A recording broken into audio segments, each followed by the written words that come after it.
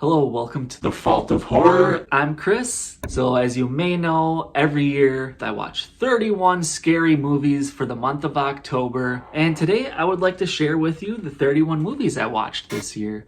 We were fortunate enough that the 1st of October this year landed on a Saturday, so I was off work. I decided to start that morning off with something fun and campy. I watched a movie from 1976 called Food of the Gods, based off of an H.G. Wells story. So this has a lot of really goofy looking practical effects in it, but that's half of the fun. There's some sort of substance in the ground, and everything that eats it grows to an extremely large size, so people are getting attacked by insects and chickens and things like that. This was good for a laugh.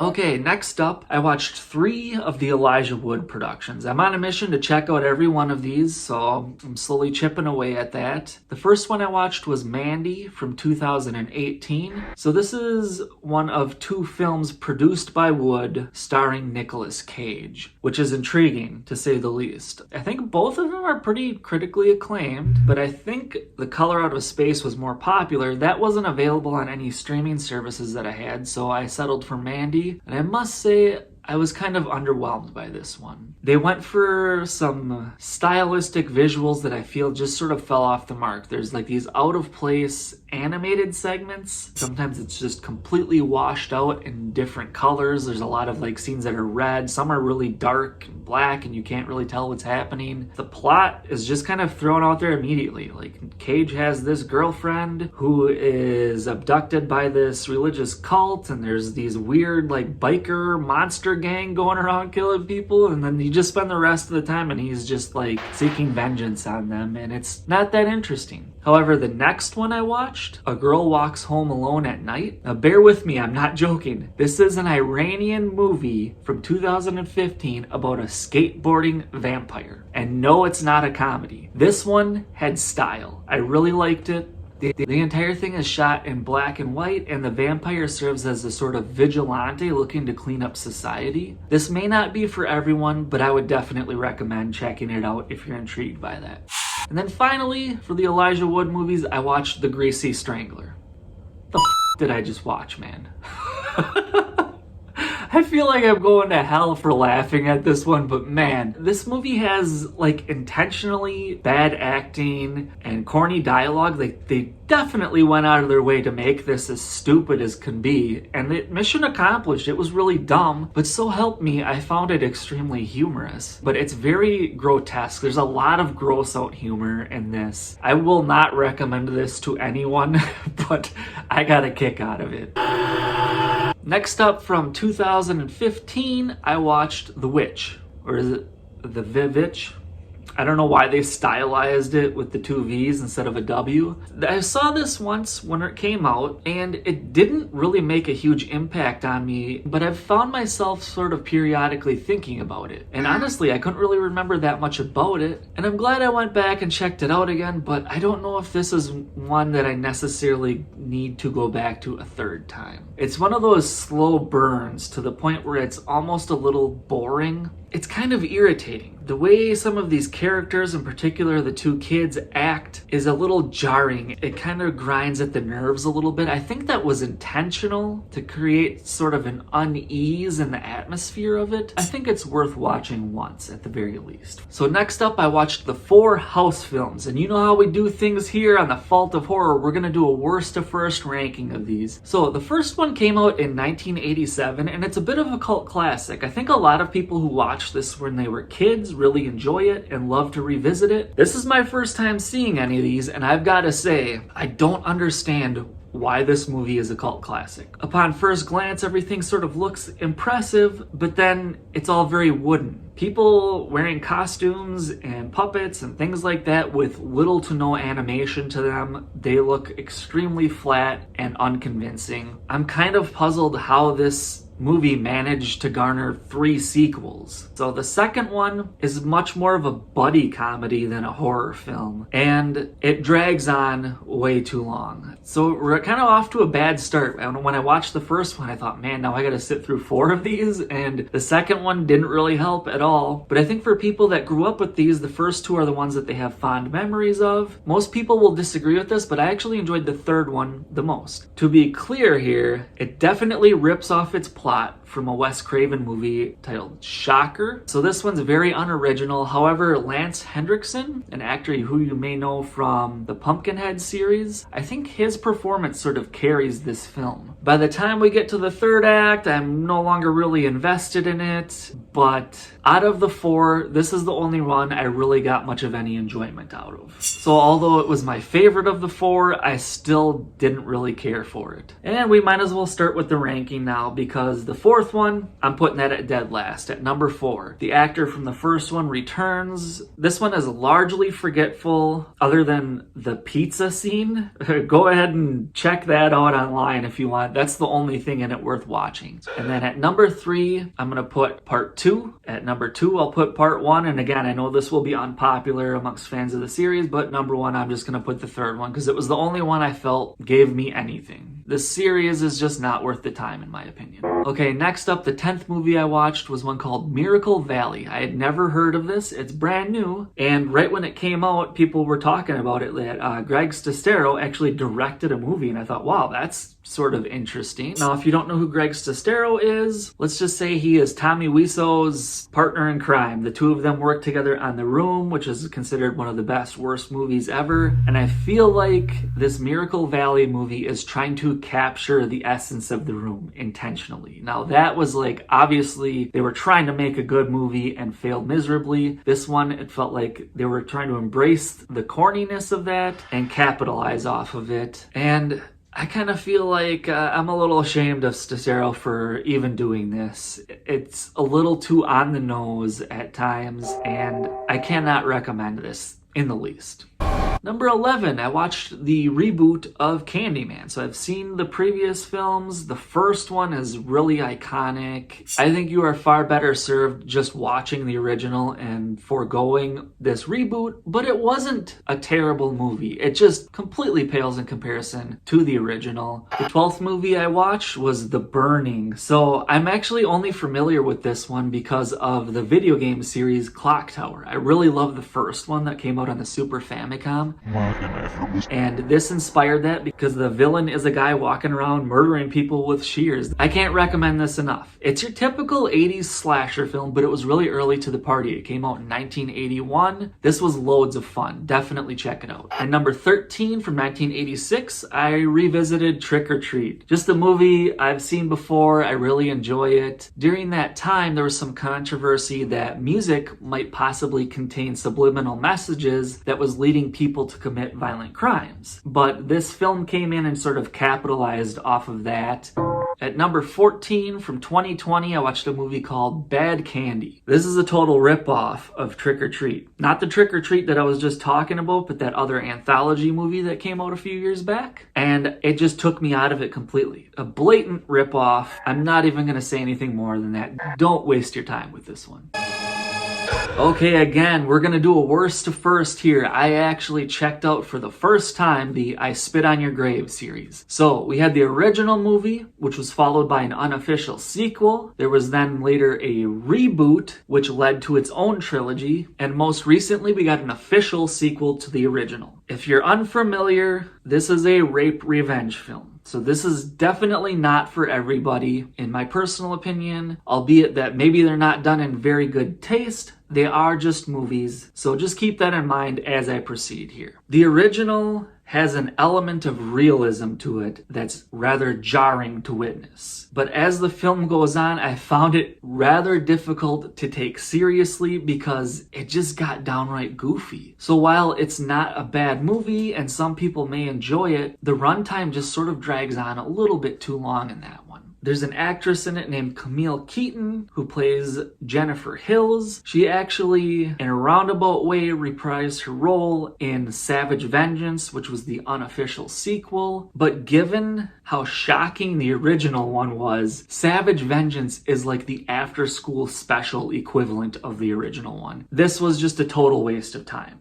So naturally when the original one came out, it was sort of a sleeper independent hit. There were plenty of copycat movies that came in the wake. Savage Vengeance was released a full 15 years later, and it was almost like they were trying to one-up all those other copycats by getting the original actress. Yeah, it's just terrible. It's borderline unwatchable. So as is often the case, later on, they remade it. In 2010, this one stars Sarah Butler as Jennifer Hills. It's very similar. It's not a beat-for-beat remake. They definitely stray off from the source material from time to time, but the general synopsis of it is more or less identical, and much like the original, it gets a little bit corny as it goes on. And for such a serious subject matter, I don't really feel like there's any room for comedy in these, and that's how it was. It felt like they were more so using these kills to kind of play for laughs more so than anything. And next up from 2013 was I Spit on Your Grave 2. This is the only one in the entire series that does not have the character Jennifer Hills in it. Instead, it follows a different woman. This plays off some more very true to life traumatic experiences, mainly borrowing from human trafficking. We saw movies in the years leading up to this like Hostel that featured a lot of sort of grotesque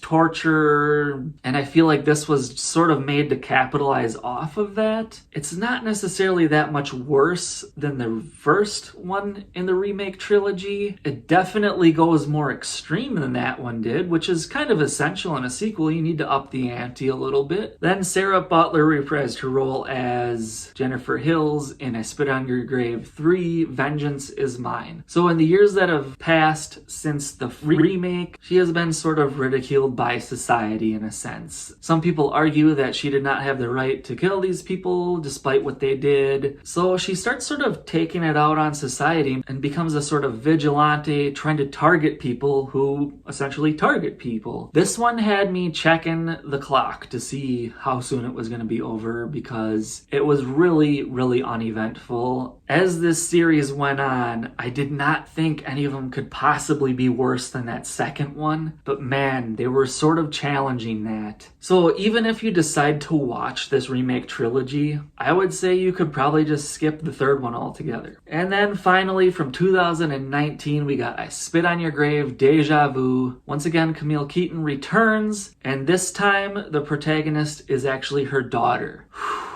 This was so difficult to sit through. It actually has the same director from the original. You would think he would know what he was doing, but the original one went on a little too long. This movie is 2.5 hours long, and you just get these like 15-minute scenes of dialogue uninterrupted that don't make any sense. These people are the relatives of the men killed in the first one, trying to get revenge on the woman that they tried to murder, because like it's just sort of dead on arrival. It's like an 80-minute movie stretched out into a 2.5-hour film. The plot just does not have enough substance to sustain any kind of interest for this amount of time. It's laughably terrible at times. The acting is horrendous. Keaton, you would think at this point is like a veteran of the scene. She would have known what she was doing. Her performance drags it down worse than anyone else's. As I stated earlier, we're gonna go ahead and rank these. I will still stick with Savage Vengeance as the worst. And then next up after that, I have to put Deja Vu. Again, that long run time just dragged it down so much. And even if they had shortened it a bit, it's still terrible. And then after that, I will go ahead and rank the remake trilogy. 3, 2, 1, just like that. And then I'll put the original at number 1. Again, this series isn't for everybody. I'm not going to recommend it in the least, but some of them might be worth checking out for some people. Mainly the original and its remake.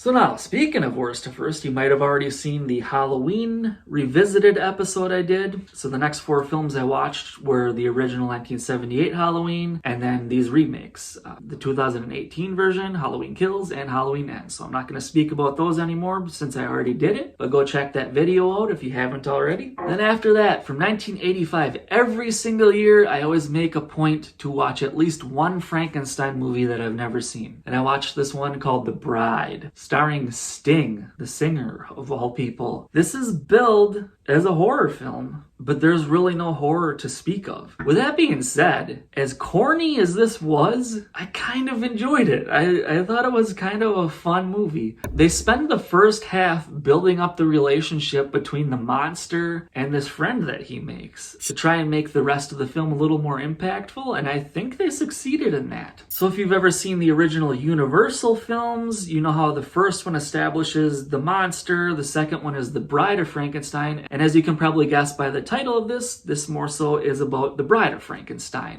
So I think most people probably won't enjoy this one, but again, I thought it was pretty fun. And here we go. I'm sorry to do this to you so many times. We're gonna do another worst to first. I watched the It's Alive trilogy as well as the 2009 remake. So we'll just cut to the chase. I don't have a ton to say about these, but to rank them, I'm gonna put the 2009 remake dead last. Given how much time had gone by since the original was released, I think they had more resources to make a more effective looking film. So now this might catch a little bit of backlash, but the next one I'm going to put up is It Lives Again, which is the first sequel from 1978. I feel like it exceeds the first film in many ways, but if you're going to watch the full trilogy, obviously you'll check out the first one before this, and it's not really offering anything unique. And then next up, in second place, I will put the original, It's Alive, from 1974. In a word, this movie is boring. Between the first and second installments, you only see this mutated baby monster a grand total of maybe 10 minutes between the 2 films, and the majority of that time is at the tail end of the second installment.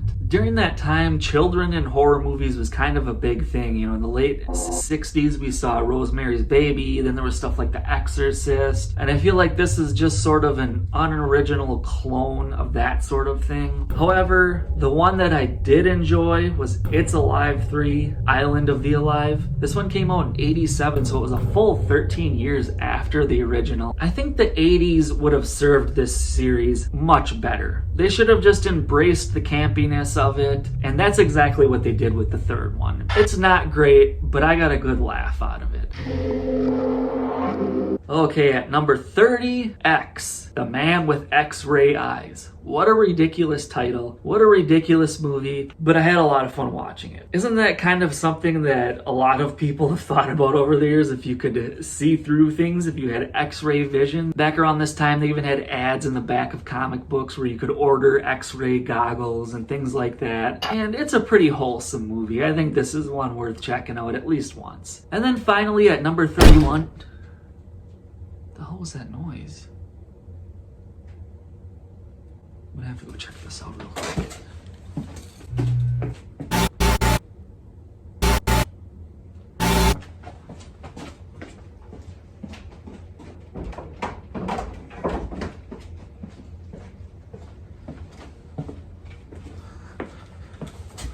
Sorry about that. I guess that's just nothing.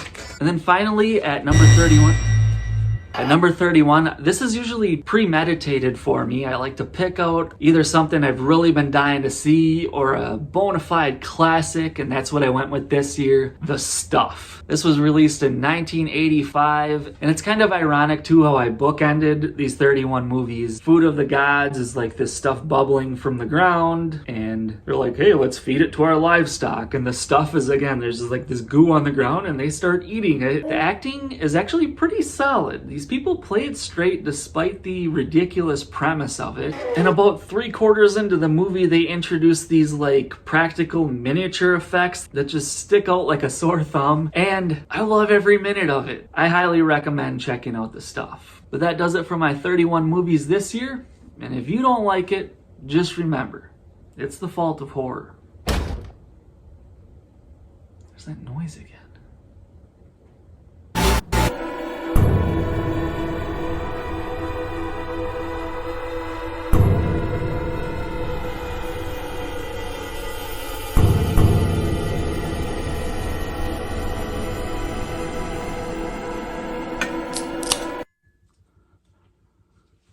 Oh, what's up, bros? Hope everyone has a happy Halloween.